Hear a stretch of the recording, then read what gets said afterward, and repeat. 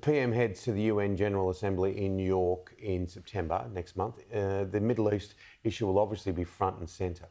Unquestionably, but the humanitarian crisis in Gaza has to be resolved before then. It's grim, isn't it? Those pictures, we've seen the US envoy there this morning. Yeah, it's shocking, and Trump and the US are stepping in directly. All the pressure on Prime Minister Netanyahu and the Israeli government from Europe is not working, but the Americans will shift them. So I think there'll be an improvement, at least in the food supply to Gaza population before then.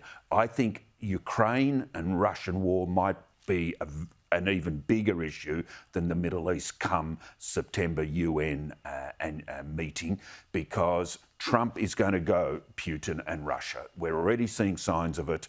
There's only two countries that are keeping the Russian economy afloat, China and India, because they buy oil from Russia in defiance of the sanctions. Trump's going to stop that. He is going to finally put the pressure on Putin. Mr Albanese said during the week that he will also hold an event at the UN trying to get other nations on board with his social media age limits. Yep. Great thing to do. Australia's leading the world in this. It's still very controversial, and the social media companies, Google and Meta, are fighting back. They're undermining confidence in the Australian policy in Washington. President Trump's, it's on his radar, but not dominant yet. But he thinks that could be a trade barrier to American companies. So the more that Prime Minister Albanese in Australia can enlist other countries by educating them and informing them as to what we're doing, the better. A lot of people thought when the RBA met last time that interest rates would be cut. They didn't.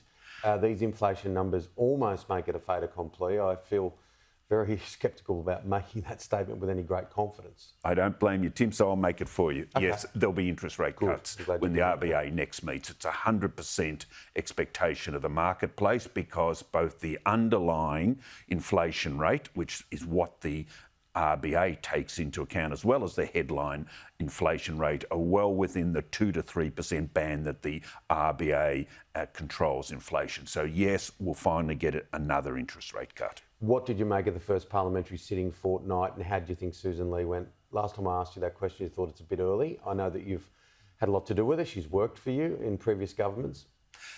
She did well personally, but she was undermined all around her by the Nationals, particularly Barnaby Joyce and Michael McCormack, the two former Deputy Prime Ministers, grandstanding on the abolition of the net zero target for 2050. Don't get me wrong, Tim, that is an absurd target.